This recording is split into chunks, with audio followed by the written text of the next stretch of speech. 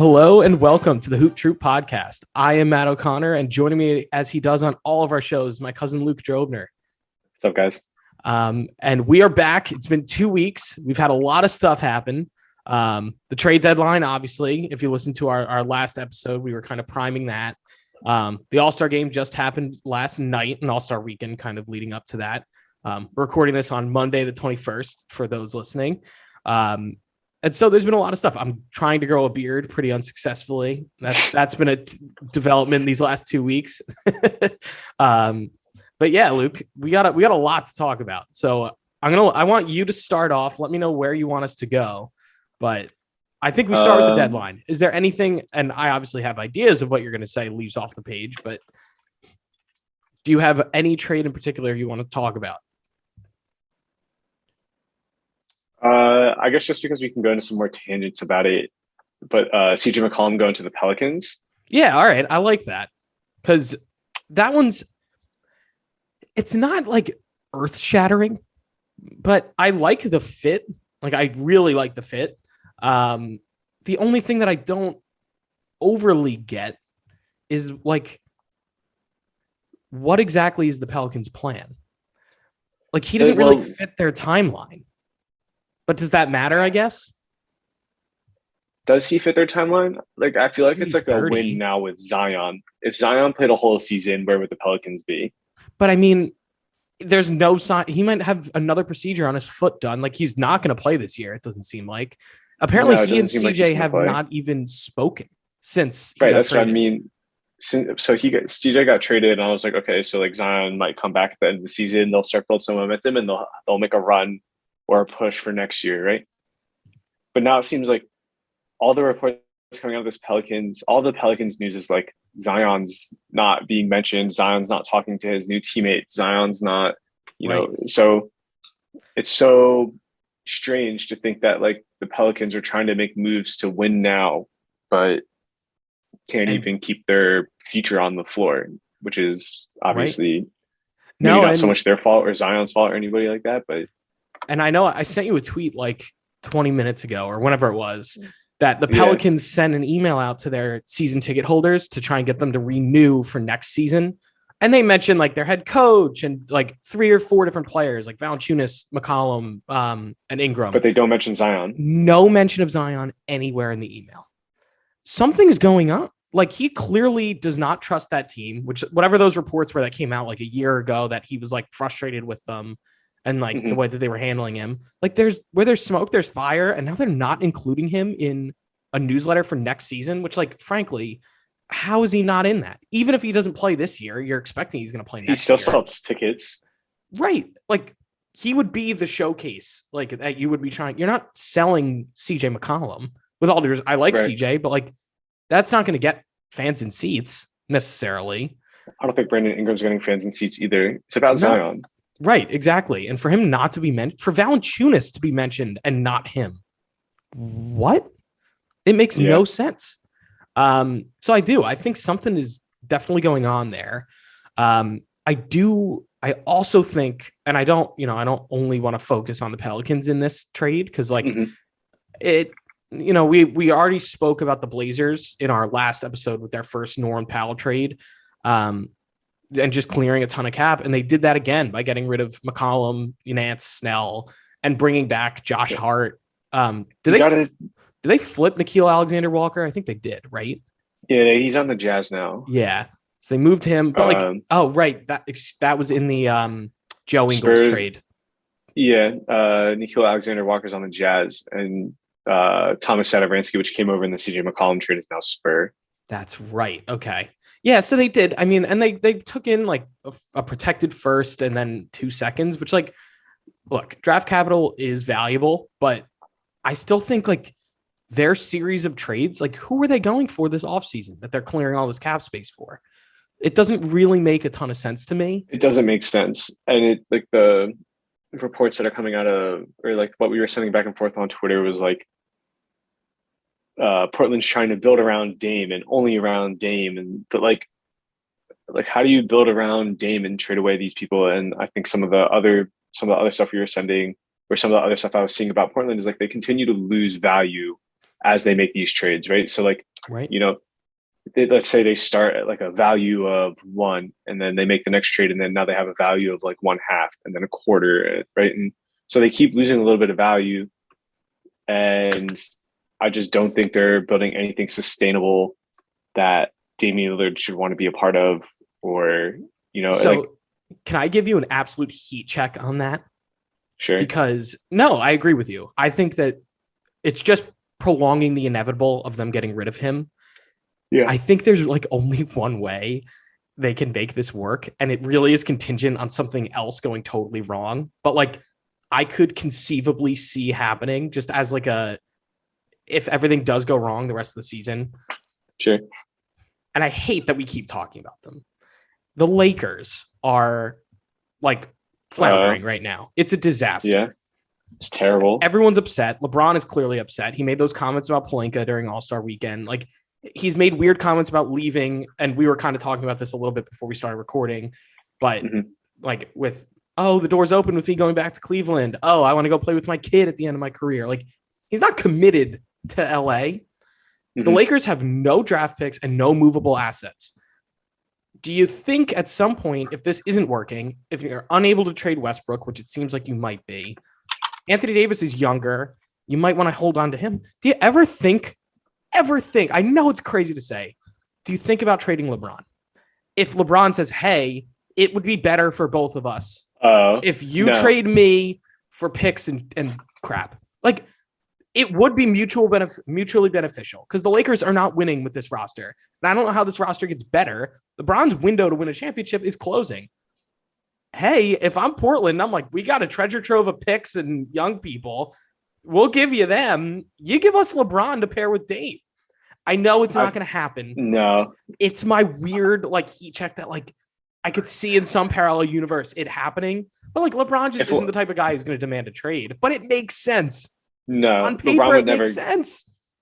And then you have all this cap space. Like that. I know it's insane. But like, what else are the Blazers doing? That's like the only scenario I can see them being like, okay, we can absorb someone's max contract into our space and we could give up all these picks to make it happen. I mean, Dame and LeBron would be unbelievable. I think it would be. I think if you, even like we're talking about LeBron, if Anthony Davis decided to be a Blazer, I think that would be good too. Right. But I think the best possible move for the Blazers right now is to trade Damian Lillard in the offseason and get the maximum haul you possibly can for him. And then you have guys on the roster that like you're not upset leaving on the roster while you continue to rebuild. Like Anthony Simons, he's in a breakout year. Very well, right? Like maybe eventually he becomes a really good quality starting point guard or shooting guard or whatever. Right. He's tall, so I mean, I like that they brought in Josh Hart too. Like he has shown on several different teams that he can be a reliable piece. And so, like, obviously, he hasn't really been on like a contender. He's a little yet. Older though. I think he should be on a contender. I could. He is. Let's see. Yeah, he's 20. He's almost 27. Okay. Because he did 4 years at Nova before he got drafted. Right. So like, that's still like he's entering his prime. You can have him as like your one old player. You know, like older player once everything starts clicking. I feel like it's so hard to say, okay, Josh Hart at 32 is still valuable. I think right now it's important for Josh Hart. 5 years from now. That's 5 years. Like, and if he's your old player in 5 years, I don't think that's the end of the world. Because like he's like a 3-and-D guy as is. Like that translates to older players. But it's not like he's like, you know, if he was giving me Danny Green numbers, fair. I might be more comfortable with it. That's a good comparison. Player comp, but right, like it's like Danny Green was a starter on a championship level team. It's not like Josh Hart's building these skills and the know-how to be a 35-year-old vet. He's just not. And unless it's just that Villanova training, like, you know how all those Villanova guys come in and then they're just like really solid rotation players no matter what. Like look at Bridges, look at Sadiq Bey, look at Jalen Brunson right now. DiVincenzo, but even then, like they're in good situations. He hasn't, and I think Josh Hart could do that. Don't get me wrong. It's just he's not in that position. Right. He's got 3 years. He's got 2 years and a player option. He's getting paid about $12 to $13 million in each of those years. So maybe like maybe he should opt out of that player option in 2023-24 and go sign up to be with, whoever's in the top of the East or the top of the West. And because Go for I think I think he could 100% be a Danny Green type player. He just needs to find that role and that opportunity. I think I think that's totally fair. But that's right. And I mean, I think it does signal that Portland is just in a weird spot. And so I know I do to a degree agree with what you're saying that, it is time to move Dame, and the more that you wait, the worse it's going to get. But on the flip side of that, you kind of have to give this front office a chance this summer to pull through with whatever it is that they're planning right now. Because something's up clearly with what they just did and clearing all that cap space and getting all those picks. So they're up to something. You almost have to they barely have a front office since their vice president quit. I know, but you have to transition phase. I feel like you have to give it until next year's deadline to see if whatever they're conjuring up can work, and if not, then you move them. Fair enough. I think you at least owe it. You gave it one last run with this current roster, and you try to tinker things a little bit. Didn't work. Now you try and clean slate it. Let's rebuild with a different core. Different pieces that could work. Maybe it does. And, maybe they take some sort of jump and, it is possible for Dame to win there. And if not, then you move on. But I feel like you have to at least see this through a little bit. And then how far do you think his trade value plummets from trading him in, August versus trading him in March? I don't know. You see Kemba, right? I don't know. How many years ago was it that Kemba Walker? Very much. When he left Charlotte, it really went downhill fast. Didn't he get a max from Boston when he left Charlotte? He did. Right. Yeah. So a 28-year-old Kemba, he was a 3-time All-Star. He was averaging 25 points and 6 assists. In all fairness, Kemba did have significant injuries, so it's a little different. Dame is a little sturdier. I know he's been out this season, so it doesn't really help my case right now, but he has just generally been more reliable throughout his career. But I think you're Dame right. is older too. I just think that the clock's ticking. We're kind of getting the clock is ticking, right? And maybe the trade value between this offseason and the trade deadline next season isn't a huge difference, but it's still something you need to consider, right? Because if you like we said, they keep losing the value on these players, you can't pass up the opportunity to get the max value, and you just kind of have to live with the consequences of that. Yeah. No, I mean, you're right. I think that they have to commit one way or another, and soon, because the clock's ticking. It's going to happen. Whether he wins there or not, you're going to have to commit one way or another. And so it's coming. It's going to be this offseason. We'll see what they do. But yeah, these trades, I don't know if they won them. I think it's really contingent on. It's almost like when the Knicks traded Porzingis for all that cap space to get Durant and didn't. It kind of depends what they do this offseason. So it's hard to evaluate it from their standpoint until you see these secondary moves, these contingencies almost. So I don't love it as of right now because I'm looking at who they could sign and that sort of thing. So as of now, I'm definitely skeptical, but who knows? If my dream LeBron scenario happens, then they clearly won. What do you think about Porzingis getting moved to the Wizards? Hell yeah. All right. I wanted to talk about this. This is obviously the Harden Simmons ones we'll get to, but this one is, oh my God. I think it's so funny that the Mavericks gave up on him already. And they had to. They absolutely had to. It wasn't working. He's missed half the season again. But they had to attach a 2022 second round pick with him to offload the salary. But it's not like you're getting something particularly valuable back. You're getting Dinwiddie and Bertans, who have been terrible this season and have fat contracts. But Bertans offers you the same theoretical skill that Porzingis does. Right. Except now it's Davis Bertans doesn't demand to get the respect that Porzingis does. Davis Bertans is happy to sit there in the corner and wait for Luka Doncic to pass him the ball. And after Porzingis got moved, we see Luka Doncic playing unreal basketball, right? He's averaging 45 or something like that in the 5 games without him. Averaging 41.5. He's made 22 three-pointers made since Porzingis got traded on Feb 10th. It's so funny how happy he is that he's gone.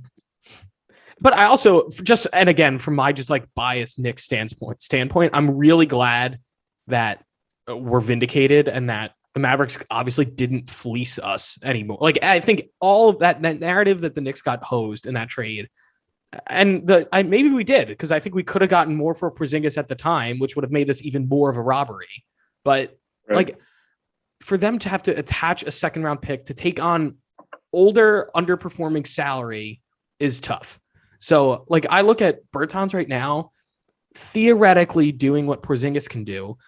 He's shooting 31.6 from three this year. And I know that might be an anomaly because he's closer to 40% for his career, but like, he's not playing well right now. It also might change with scheme, right? Like what type of 3-pointer, when he got the big contract from Washington, what kind of 3-pointers was he shooting and what type of 3-pointers are they asking him to shoot now? I think that's the big difference. I mean, but I agree with you. He's averaging in 2 games, the Mavericks, he's averaging 7 3-point attempts a game. And granted, it is such a small sample size, but 2 a game. Yeah. I mean, like in 2 games, he's taken how many threes? He's taken 7. He's 2 of 7. So like, that's not significant enough for me to read into this, but he's shooting 28.6%. Like, it's continuing from what he was doing in Washington, and maybe it'll change. Like, I definitely can't just act like, oh no, it's it's going to get better, or it's not going to get better. But like, I don't know that. Maybe playing with Luka, it will. But between him underperforming this year, he's averaging pretty much career lows across the board. Then you look at Dinwiddie, and granted, again, he's coming back from an injury. It takes a little time. He's just inefficient, and it's ugly. It's ugly basketball, and he can't shoot. For his career, he averages 31% from 3-point land, and he's shooting 30. Yeah, he's basically maintaining that right now. That's not a guy you want next to Luka. A lot of his career was him playing low minutes in bad situations. I think it's more representative to look at his past couple of years where he was averaging 2018, 2019 in Brooklyn, averaging 17 points a game. Then he's averaging 21 the next year. This year hasn't been good, right? Averaging 12.5 on Washington. That's what I mean. But you look at these post-injury averages, and that's kind of why I'm saying it like this, because it is. I understand that, like, yes, there is potential there, and if he jumps, then all right, fine. Like, it makes sense that you got what you got back for Porzingis. I feel like the Wizards won this, to be perfectly honest. Like, you're buying potential in Porzingis, which he has a much higher ceiling than either of those 2 players. You get a 2nd-round pick, and like, whatever, the salary's the same. These 2 guys weren't working with Beal. Maybe when Beal comes back after the year, like, maybe something gels. I don't know, but it's worth a shot. Like, what I feel like they got better value than the Mavericks did. I feel like it's pretty even. I both give these teams like a C+, B- for the move. I think they don't lose anything by swapping Bertans and Porzingis, just because now, and they might even gain a little bit with that, just because now Luka has the ball in his hands. And I think Dinwiddie in the right role with the right number of minutes can be productive. Sure. It's tough though. How much Dinwiddie is a fat contract? 18 million a year. Ooh. For 3 years. That is. And Bertans is 16 for 4. Oh man, that's a lot of money for guys shooting 30% from 3-point land.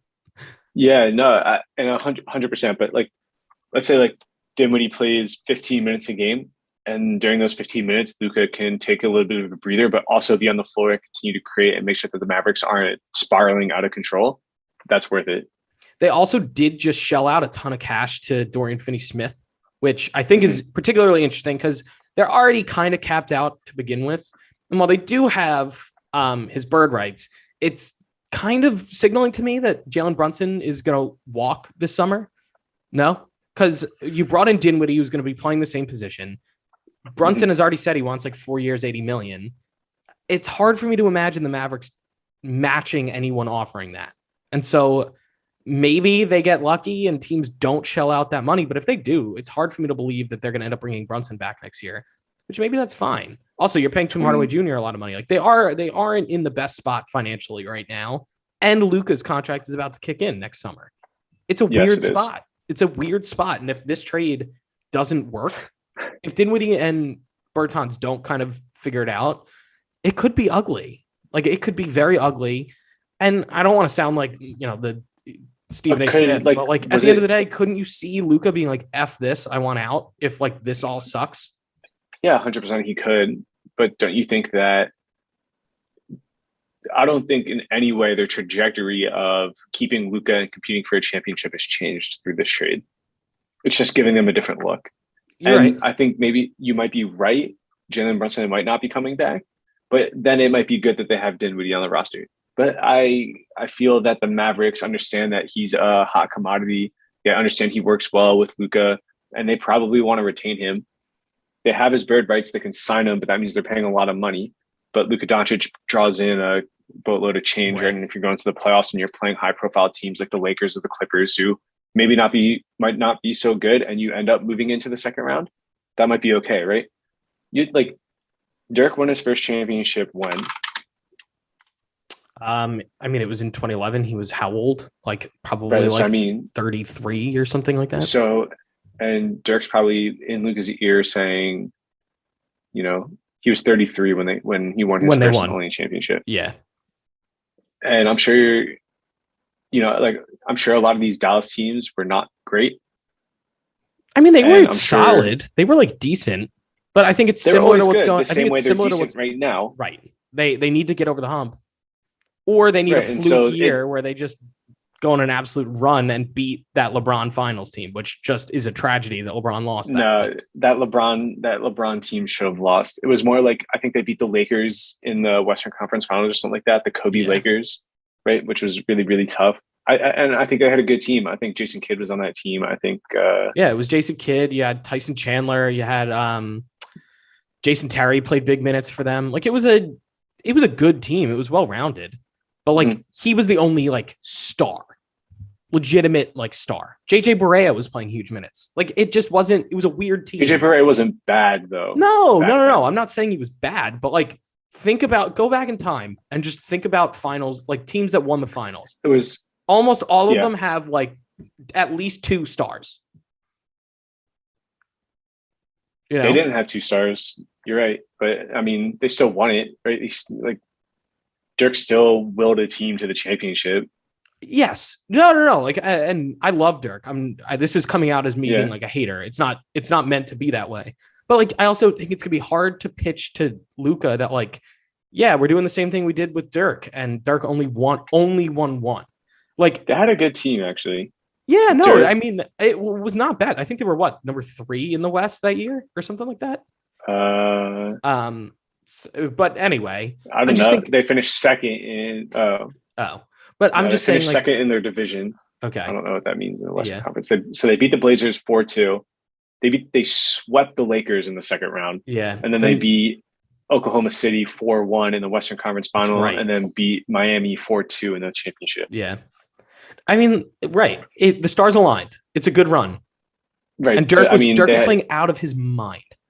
Jason Kidd, Jason Terry, Cron Butler, Sean Marion, Tyson Chandler, JJ Barea, Peja Stojakovic. Oh, right. They had a roster on that team. Yeah. They had a roster. It's a good team. It's all vets. They just it was almost like a last dance of its own right. It was they were all just kind of F, we want to get rings, and they went for it. But again, it is such a I feel now everything has shifted, and maybe it's just you look at the LeBron Jordan conversation, the Kobe conversation.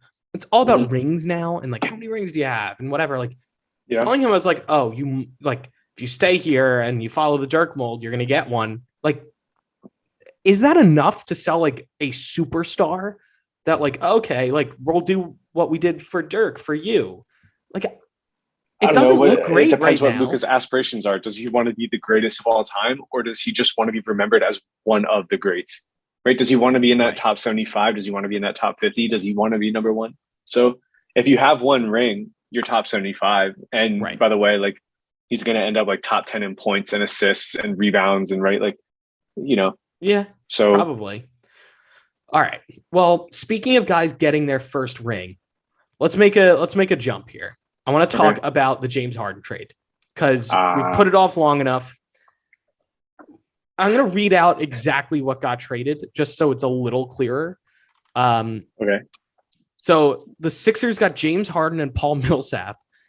And the Nets got Ben Simmons, Seth Curry, Andre Drummond, a 2022 first-round pick, and a 2027 first-round pick.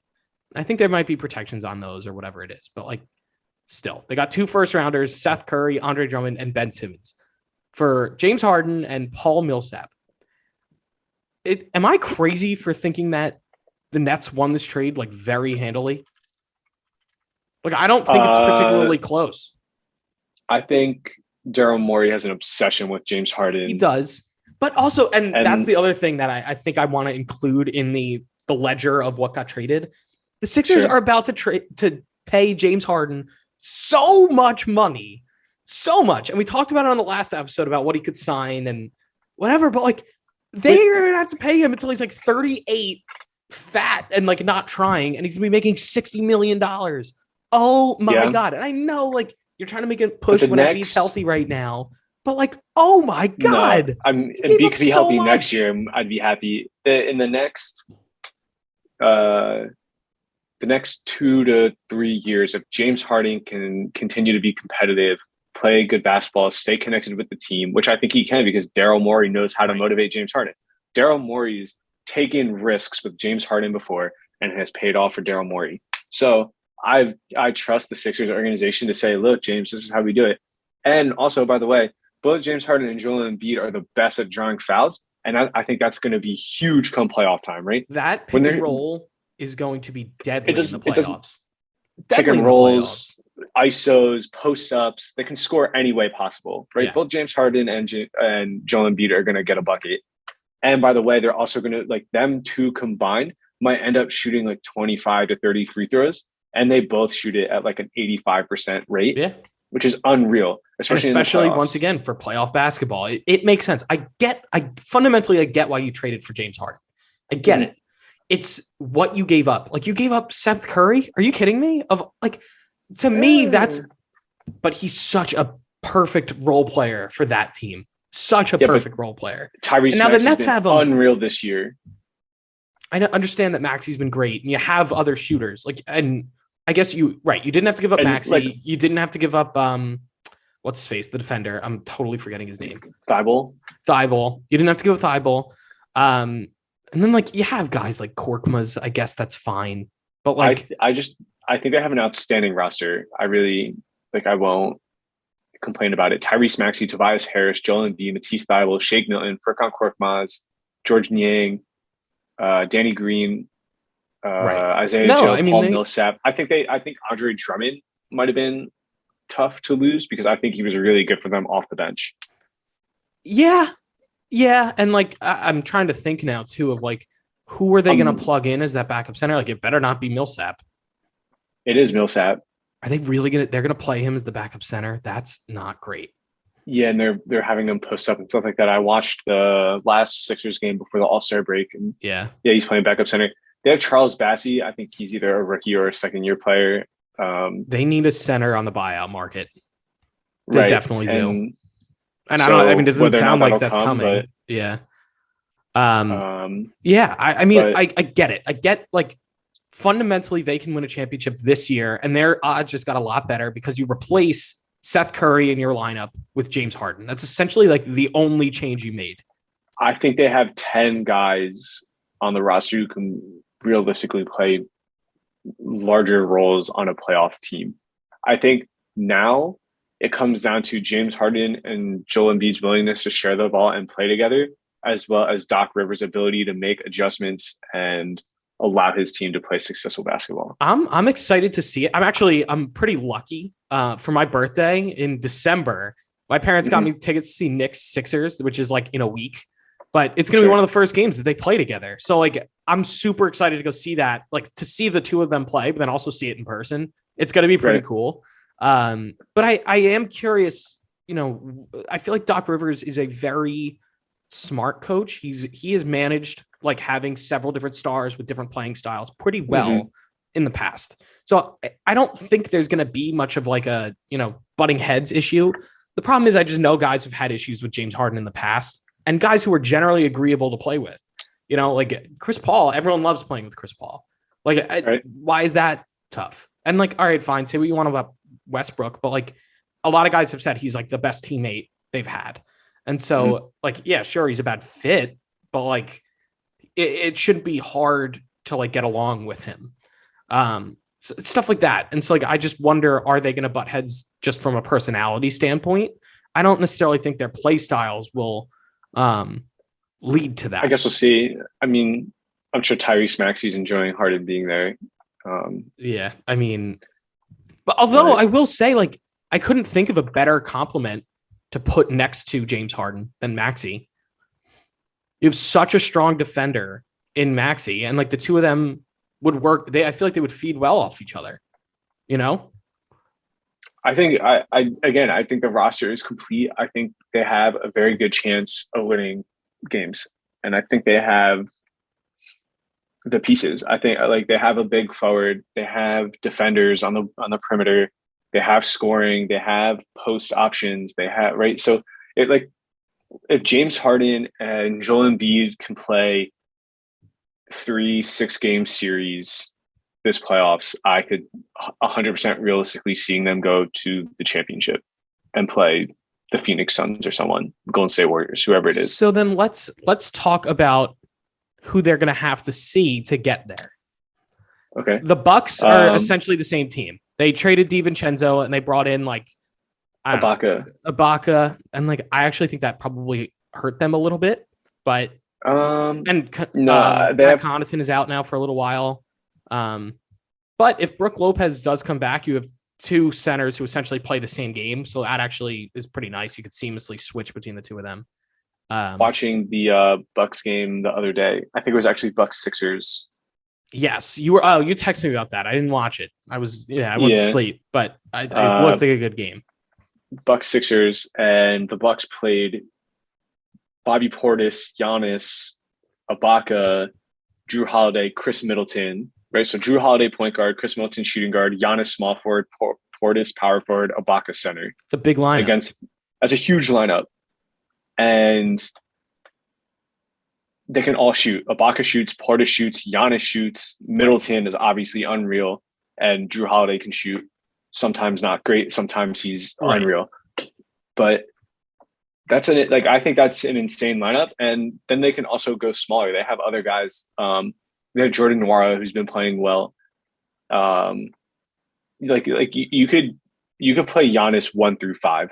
Yeah, and that's what I think makes the Bucks special. And I think the swap of DiVincenzo for Ibaka makes sense, especially because you're not really sure if Brook Lopez will come back. And even if Brook Lopez does come back, Ibaka still gives you another option at center that can possibly match up with somebody that Lopez can't match up with. If you are playing the Sixers and Embiid's, eating in the post or something like that, it might make sense to put Brook Lopez in. But if you're playing the Nets and they're playing Nick Claxton at center, why would you have Brook Lopez in if he's just going to get cooked? You put Ibaka in and you can start to guard somebody a little bit better.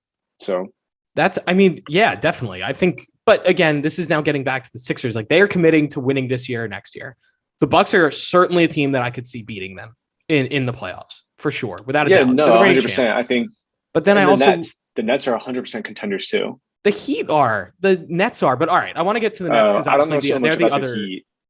Jimmy Butler makes me nervous. Yeah, but we'll get back. I mean, the Heat they're in first in the conference right now. Like they are. Yeah, no, don't get me wrong. No, you're right though. But I think then the next biggest threat is of course the Nets, and here's why I think they gave up too much.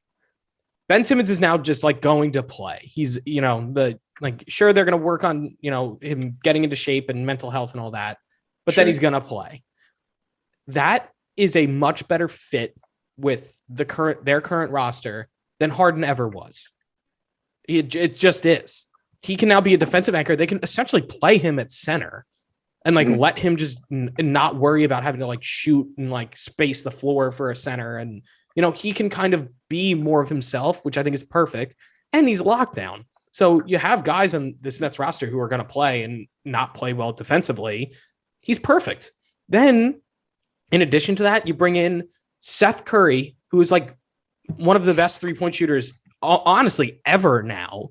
And so like I just think those fits are perfect. And then you also get, I mean, obviously I don't think Drummond is like a huge sell, but like they didn't really have many options at center. And this is just like another one that they could throw out there. The same thing you just said about the Bucks is true about them.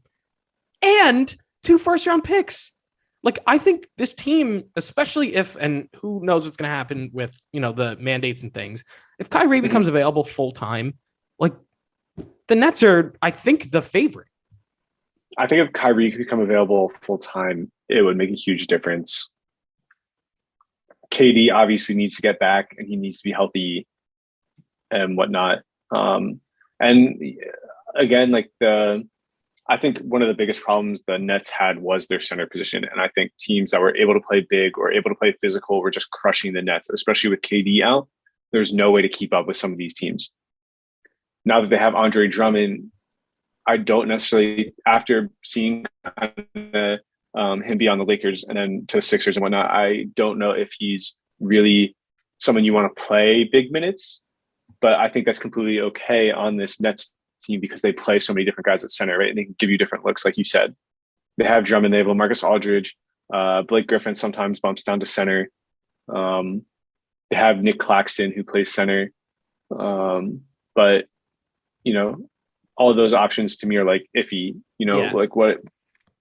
So I also think the other thing, and this happened today, them getting Goran Dragic is major. Like, I just think that they plugged a lot of their holes that, I think were pretty huge drawbacks of like looking at them as title favorites that now, like, as much as we're saying, yes, if Kyrie is available full time, they're, a threat. But like now, even if Kyrie isn't playing, you have Dragic and Patty Mills as your guards. Like, and obviously you throw Seth Curry into the mix. Like Cam Thomas, after what he just did to come back against the Knicks, like you look at, they have so many weapons that like, even if they're not full strength, they're like still pretty damn good. And if Durant gets healthy, the problem. And Joe Harris is coming back. Yes. Well, I saw that he might need a second surgery. He might be out. He might miss. Yeah. I mean, I think it's still up in the air. I don't think anything's like official yet. Right. But apparently there's like a little fear that his recovery is not going well, but who knows? But my thing that I'm almost more worried about for them is they're currently sitting in 8th. Granted, the way that the East is packed together, like they could move up. It's like they 5 move games down. apart. Right. There's definitely ways that they can fluctuate.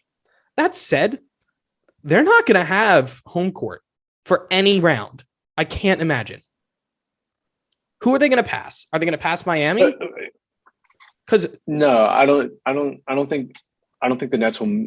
I think Kevin Durant will continue to miss a little bit of time, and obviously Kyrie's status will hold them back a little bit. It's not and like if Ben Simmons is out for a while too.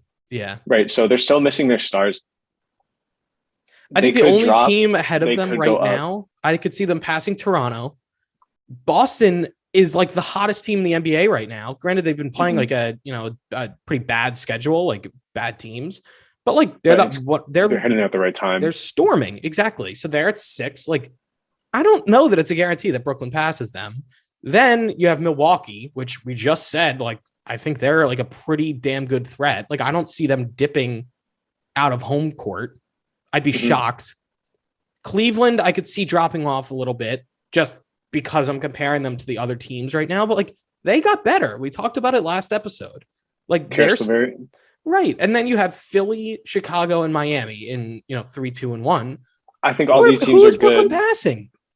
The Nets are 7 games back of first, though, sitting in 8th. So right. I know they that could definitely pass the Raptors. Distance. Let's see what the Celtics do. Fine. Let's say for argument's sake, they pass 2 teams and they end up in 6. They go to 6. That sets you up for a first-round matchup as of right now against Philly, which I would lose my mind if that was the first-round matchup. I think that'd be a great first-round matchup. But think about how funny it is. Both teams essentially went all in with this trade, and one of them's getting sent home in the first round. Like, oh my God. But let's say the Nets move up into 7th and they play the Bulls, who are currently in 2nd. They would beat the Bulls, I think. That's what I mean. Let's say they stay in 8th and they play the Heat. Do you think they could beat the Heat? The See, Heat match up super well, and they have the Durant stopper and PJ Tucker, as we've learned, is an essential piece to your team. I But really like, think the only threats there are in the East are the Sixers and the Bucks, and that's if the Sixers and possibly the Bulls next year when they're all healthy and they're playing well and they're firing on all cylinders. The Bucks and the Sixers are really what I'm concerned about, and like I don't think the Bucks are going to really fluctuate through the standings much. They're tied for third right now with the Sixers, so maybe they move up to yeah. three, right? But like, I don't. I'm not so sure about. I'm not sold on the Nets having a first round exit if they don't have home court, and I don't even think it matters if they have home court or not. With the Kyrie situation, them not having home court is almost a benefit. I think the play-in might take a little bit out of them. I think it would be good for them to move up to 6. They gotta avoid the play-in for sure. But it like, also depends how long is Durant going to be out. I know they were going to reevaluate him after the All-Star break, but like, I don't know. I'm sure he's doing okay. It might have been a little bit of load managing. I don't think it was a serious injury, was it? Not too bad. But like I think they have a lot they need to look at. How long is Ben Simmons going to be out? I know he said that he wanted to be back to play Philly in like a month, but like that's a month away. Is he going to miss a month of time? I mean, for the most part, we get the sense that Ben Simmons has been lying about a lot of things. Yeah, he'll be back soon. So that's what I mean. So like once he gets ready to play a full game, I think he like obviously getting into basketball shape is a lot, especially on the NBA level. Yeah.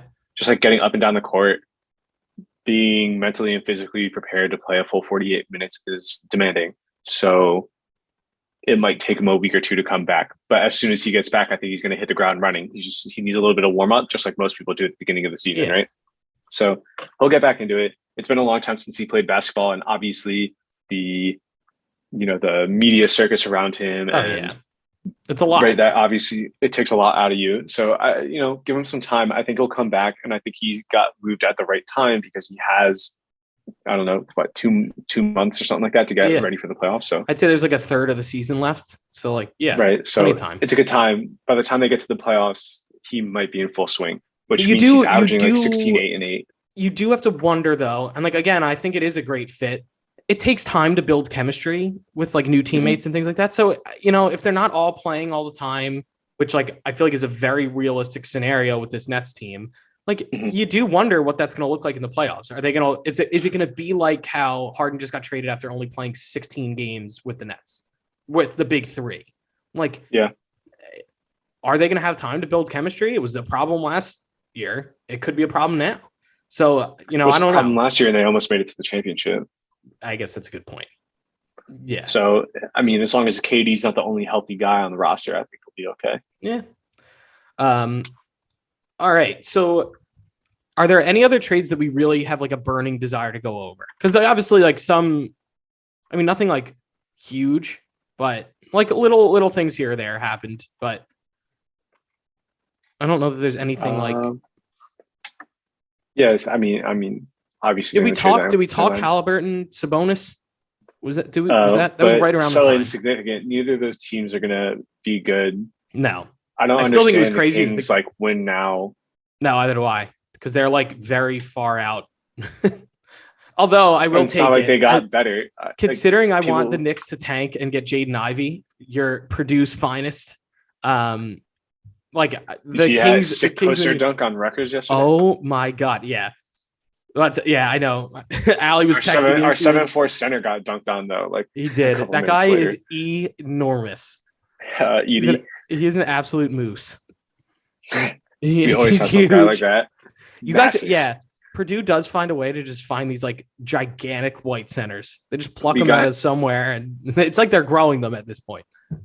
Well, we literally might be. We got another guy who's like 7'1". He's from some European country. This is insane. I think he's from like Norway or something like that. You just keep finding to play next year. It's unreal. Matt Painter knows what he likes, but but that's why I mean, like Kings Pacers. The Kings right now, I mean, they're sitting in 13th at 22 and 38. Like they're not gonna. I mean, I guess if Portland loses a lot, the 10 is still kind of up for grabs between Portland, the Spurs, the Pelicans, and them. I would say. Then there's obviously a drop off to OKC and Houston. It'll be like if I have to pick a team out of Blazers, Spurs, Pelicans, Kings, it's Spurs, and after that it would be Pelicans. Although the Spurs just traded Derek White. Again, not that they means did. Not that means a hell of a lot, but I'm not so sure. I think Pop is such a great coach. I mean, they're committing to a little bit of a rebuild, I think. Like a little bit of one, not like a huge I think one. they're definitely getting prepared to head towards the post-Pop era. I think Pop is in his last year or two here. Yeah, so. Definitely. But all right, let's maybe Josh Giddey goes off and puts the Thunder up there to 10. I don't know. I mean, he has looked Rookie good. Of the year. He looked good. I mean, he looked fantastic against the Knicks, but apparently everyone does these days. So that doesn't, I don't know how much that means. But then also, and I was about to transition to this anyway, looked good in All-Star weekend. Like it was just like a cool presence to have some of these young guys there. Did you watch like everything from Friday to Sunday or? No, I watched the All-Star game yesterday, but I didn't watch anything else. I saw Thank God you missed Saturday. Thank God you missed Saturday. Oh, dunk contest. My God, I saw. That's if that's all you saw about Saturday being bad, you're lucky because it was. I feel like I wasted like a total night of my life. It was skills challenge 3-point contest. So they're clearly just like catering to like corporate sponsorships at this point for extra money, which like to a degree fine. Like I want more money for the league, so that's like fine. I don't hate that, but like. So it starts with the skills contest, which is just too complicated now. They're doing teams of 3 and like, yeah, all right, fine. It's funny to see Giannis and his brothers and like, but like one of them's not even in the NBA. And it's just like, it was kind of ridiculous. It wasn't that fun. It wasn't like competitive at all. And it ended with them just like chucking half court shots. So like that was kind of stupid. Then in between that and the 3-point contest, they bring out Steph and Ayesha Curry to like plug some like HBO TV show, some like dating show. It was awful. Luke keeping up with the Currys or something like that. Luke, I don't remember the exact name. It was atrocious. Like literally, I could not believe it was on the TV. It was horrible. It was like I would have rather them just cut to like the NBA and TNT guys and let them just talk for a little bit. Like, sure. Like it would have been so much more enjoyable than this like weird promo they did. Then they go to the 3-point contest, which like is better. Like that is entertaining because like stars are actually doing that. Like you have multiple guys who I'm like, okay, this is fun to watch. Like any of them could go off. Like it was cool seeing Cat win. Like stuff like that is fun. And like I like that. It's a big field. It's competitive, whatever. So that's fine. In between that, they have a DJ Khaled performance with like all of these, like, I don't know, Ludacris came out. Like he brought out Lil Wayne. Like it was just like unnecessary. But like, I guess like you needed filler as they're like, getting everything off the court from the So like, fine. Again, I kind of get filler. It was better than the Steph Curry, Ayesha Curry thing. So like, fine. Sure. The bar was really low for entertainment, but then my God, the dunk contest was horrible. And here's the rant that I was texting you that I was ready to go on a rant about NBA Saturday night. Yeah. It sounds like I'm on it already. No, I am so mad at the dunk contest. Cause like, what are we doing? We're not bringing stars in to dunk anymore. Like you went from having like legitimate stars in the dunk contest. Like Dwight Howard at peak of powers was like the most recent star in it. And like, yeah, we've had Levine and Aaron Gordon dunk offs and like that worked, even though they weren't like stars at the point. Right. And but Aaron Gordon's not really a star. So, but those were good dunk contests, but like those are few and far between. It's gotten so bad recently. Cause like you have in the past, you have, I don't know who, like Dennis Smith Jr. doing it. And like this year it's Jalen Green. You have like who takes forever to dunk because they got rid of the time limit. Now it's just 3 dunks. So like dunk attempts you're allowed. So if you go up with the ball, but don't go to like dunk it, it doesn't count as an attempt. Each of them did that like 15 times. It took forever. No one was dunking. It was awful. There's no stars. And like, it is terrible. The biggest issue I have with this was you have Reggie Miller, Kenny the Jet Smith, Dwayne Wade, and I'm forgetting who like the commentator, the general commentator was. Yeah, like Kevin Harlan or someone. Yeah, but they are complaining the whole time about the dunk contest, saying how bad it is, and which like it was, but like you don't say that. Like what you're hurting the sport by being end the night by being like, this is terrible. You got to change the order so the 3-point contest is last. And like, sure, maybe all of that's true. But what are you doing? Like shitting on your own brand? Like it made no sense. it hurt watching it because they're being so over the top negative. I agree with you. Being negative isn't great, but also Obi Toppin did win, so like it does feel like a little bit like the bubble championship. Like Obi won a pretty bad dunk contest. I don't think there was a score higher than like a 47, but like Obi got a 47. I think that was the highest. But so like, all right, I'll take that with a grain of salt. But at the same time, like it was such a bad All-Star Saturday night. And then I guess the All-Star game, which usually is like the weak spot of the weekend, was pretty good last night. I actually was super entertained by it. I enjoyed the All-Star game, actually. The halftime thing was forever. But right. But again, that's like the issue I have is like, all right, fine. You want to cater to like, this entertainment aspect and like making it this big spectacle and fine. But like, it should be about the basketball. Like, can't we get back to what All-Star weekends used to be, which like you were so in on the dunk contest. It was so competitive. I just think the dunk contest is a little outdated because it's like, it's not about dunking anymore. Like in game, it's like, it's cool to see guys dunk.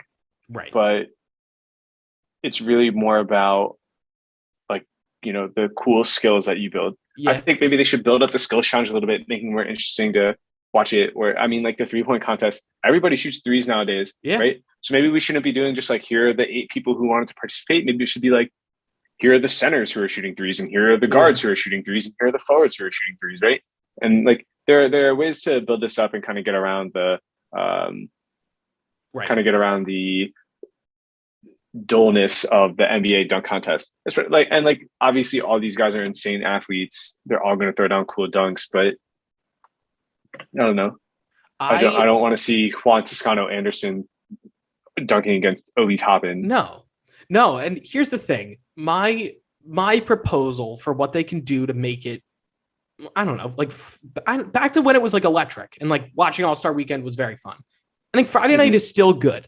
I think the Rising Stars and the Celebrity Game, like no one like overly commits to watching that anyway, but like it is still entertaining. I think that's fine. You leave that as is. Saturday night, you get back to the old days. You get back to, remember they used to have that challenge where it was like a WNBA player, a current NBA player, and I don't want to say Hall of Famer, but like a big time and old great from a team. And the three of them would do like, it was timed and they would have to take shots from multiple locations and whoever was fastest wins. Bring that back. That was fun and random and like entertaining. Instead of the Ayesha Curry spot, do that. Like if you're going to air stuff, make it about basketball. Maybe bring in a one-on-one contest. Everyone would watch that. Everyone. Right. There are definitely ways to increase the. I think you're right about the 3-point contest. I think you don't have to tweak it that much. I think it's entertaining, and maybe they're right. Maybe you do make it last. But then the dunk contest again, like don't shit on it in the middle of it, and for the love of God, maybe have some incentive to do it so stars will go do it. Like I want to see Ja Morant in the dunk contest. There should definitely be incentives to win. Right. The dunk contest or the 3-point contest or the skills challenge. Right. Get guys in there who like will make it entertaining and fun and competitive. And so like, that's why I just think like you can easily make these changes. So it's not stupid. Like I wasted a night of my life with that. I'm never getting that back. It was so bad, Luke. I'm like, I'm laughing about it now because I'm like, all right, it's over and I can move on. But I was so mad. I like stayed up because it was never ending. Oh God. Like, and it just isn't that hard, Adam Silver. You can fix this, please. Like, oh my God. So bad. I want to see LeBron James in the dunk contest, a 40-year-old LeBron James dunk contest. But like, he would never do it. And especially now that he's older, he would definitely never do it. But like, everyone would watch 40-year-old LeBron James go do it. Everyone. Yeah, like 100%. That's why I just think there's ways to make it way more of like this big grand spectacle without doing like crappy halftime shows and like weird Ayesha Curry things. Like they are off track. They really need to fix something. Like and it's so the MLB home run derby used to be all these like big names that would do the home run derby, but like as of late, people have been wanting to do it less and less because you had to change the way you swing, right? And it throws you off for like the next couple of weeks of the season. It's also the same thing with the dunk contest. Like, shooting a three is very low impact on your body. A lot of these guys do it effortlessly. But like going up and throwing down a cool dunk puts a lot on you, right? Like going up and landing properly, like that's all something that means something to these guys and they're trying to protect their bodies. So that's something else you have to think about where like LeBron James never wanted to do a dunk contest, not because he didn't think he would win or it wouldn't be fun or anything like that. It was like he's watching out for his body. He needs to, protect his knees and his ankles. Right. And so, there are ways to find ways to help people participate in these contests. Yeah, definitely. And like I think you have to do some combo of that, but I think they already have a good roadmap from what was good like 10, 15 years ago, 20 years ago. Go back to the 90s. Like it was fun then. Like I just think that you don't have to do that much. You need to dial back whatever it is that they're doing now. And like you can still have sponsorships and stuff. Everything could be like you can have the Sprite ball in the 3-point contest. Like that's all fine. But like why is there a big HBO special for Steph and Ayesha Curry? Like it was insane, Luke. It was just unbelievable. Like I was shocked. And I was forcing Allie to watch it, my girlfriend. Like she's like, what the hell are we watching? What are we doing? Like it was awful. Awful. She doesn't say that about all the basketball though. You like turn the Knicks game on. She's like, no, she likes watching basketball actually. So she's generally a trooper. And as you got a sense yesterday, she likes her Rutgers basketball. So yes, but always great when Purdue beats Rutgers. I know. I'm not even going to tell her we talked about this. I'll see if she listens to my podcast or not. Skip to the end. Right. Exactly. Yeah. But anyway, other things to come out of All-Star weekend. Steph with 16 3-pointers, set a record, won All-Star MVP. LeBron hit the game winner in Cleveland. All cool things, but like still just general All-Star game, like nothing. The big thing is Chris Paul now out 6 to 8 weeks with like some hand fracture. That's not good. And like I know they kind of built themselves a cushion for something like this to happen, but like you gotta hope he comes back and is okay. Because like I thought they were like a lock to win the West at this point, and now I don't know. Like this is scary, especially with like an aging player. I feel like your bounce back time from injury is not what it used to be. No, and I agree with you. But Monty Williams has a system. I don't see them slipping that hard, especially because I think Devin Booker can pick it up a little bit. I think this might be good for DeAndre Ayton, who probably wants a bigger role. He'll probably get one now. Right. And it's not like they don't have the other guys who can create. I think Mikal Bridges is undervalued and underused. And now that Chris Paul is gone, he might get a little bit more touches in a different type of way. And I think he'll make the most out of them. They have guys off the bench. They have, I know you don't like Elfrid Payton, but he's played well for them. God. They have campaign. Right. I mean, they can weather the storm. And also like they have such a cushion on the Western Conference. Like the Warriors are the next closest team and they're like 6 or 7 games back. So like odds are they're going to hang on to the one spot. I'd be shocked if they lose it. Mm-hmm. So, and I don't know. I mean, I could see them losing the 1 seed. I'm not so sure if they'll fall below like 3 though. No, definitely not. I don't think Memphis catches them as much as I like Memphis. I think the only team that will is Golden State. Cause like, again, Clay is starting to play better, but like he still needs time. Like they're only getting better as the season goes on. As long as Chris Paul gets back like a week or 2 before the playoffs, just so you can kind of get back into rhythm. Exactly. I think that's it. That's how I feel. And honestly, depending on who they get in the first round, like as of right now, let's say they finish first or second. It'll be the Lakers. You think the Lakers? No, but the Lakers need to be they need to be either 7 or 8, which they might be, to have a chance at being to be the 7. Then otherwise they're going to be the 8. The play-in is 7 versus 8, right? So 7 versus 8, whoever wins gets the 7. Then the loser of that. The loser plays the winner of 9-10. Right. So okay. I mean, like realistically, I think they're going to pass the Clippers. Like they're 3 games back from the Clippers right now. 2.5. Yeah. 1.5. Right. So they're right there. And so they'll be in the 8. And then it's them and the Timberwolves. Like, look, I like the Timberwolves. I said this on a past episode. about how I'm super excited by them.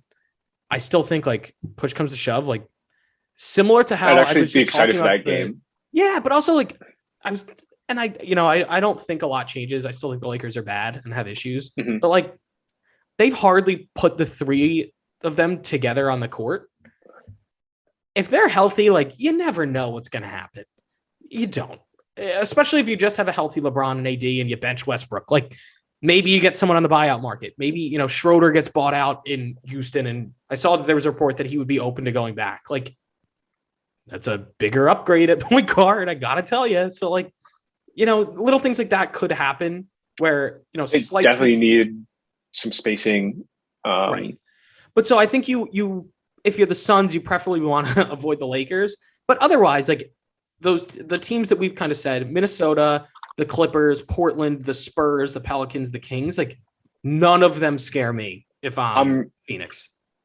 Even without Chris Paul, none of them scare me. If Paul George and Kawhi can come back, I might be nervous about the Clippers. But I don't think they're gonna. I think it sounds like they're pretty much waiting for next season. And I think the Nuggets are kind of in the same boat where they're like Jamal Murray and Michael Porter Jr. might come back, but there's no reason to rush that. There's no reason to rush it. But if they're healthy, like I'm afraid of them. I think they are as complete a team as you can have if they're all healthy. Yes, I think they're a good team. I think Michael Porter Jr. makes them worse defensively, but I think he makes them that much better offensively. I mean, he's what? He's going to be like your fourth option on offense.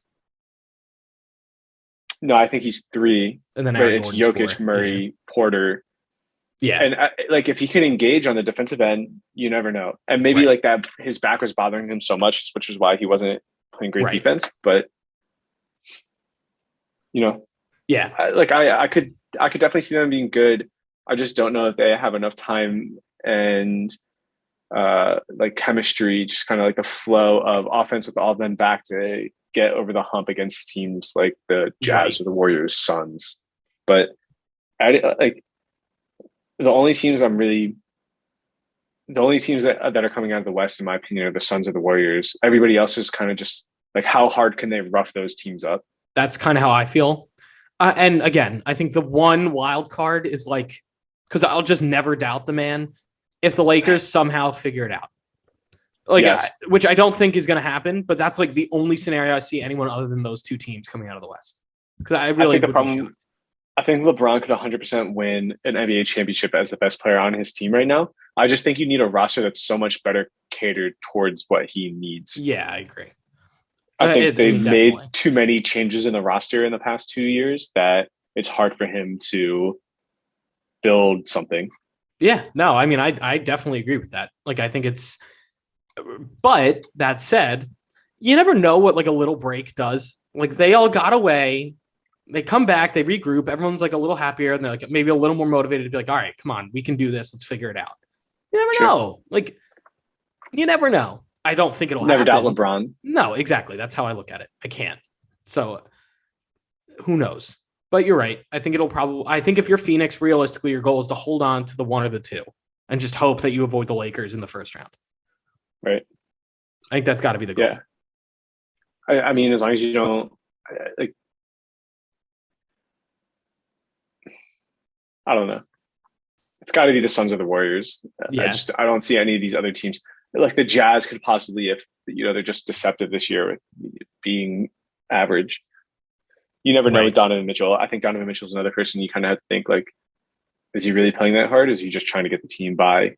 So especially because with Rudy Gobert being upset, and I don't think Rudy Gobert understands like the grind of a whole season. I think he's very like serious and. Yeah, I mean, he also just gets played off the court in the playoffs. So, like, yeah, we'll see what happens. They have guys on that roster to make up for that. We'll see. So, I mean, like they do this every year. They're always in contention through the regular season, and then the playoffs roll around, and they can't get it done. So, like, and like, not only can they not get it done, like they don't really advance far. Like, it's never like they're really even a threat to like win a championship. Yeah, it's a lot of first and second round exits. Right. Exactly. Most so that's first, we'll see. Maybe I get proved wrong, but I don't see it happening. I guess we'll find out. Yeah. All right. We have been on for a little over an hour. And I know you were itching to get outside before it starts raining. I am. Did it start raining? No, but All right. the clouds are forming. Okay. I will let you go explore then. I'm going to make some dinner on my end. I'm But just gonna go up the street, get some shots up. nice. Yeah, nice, easy day. So. Had a way. But all right. Yeah. So this is the Hoop Troop podcast. Join us next time.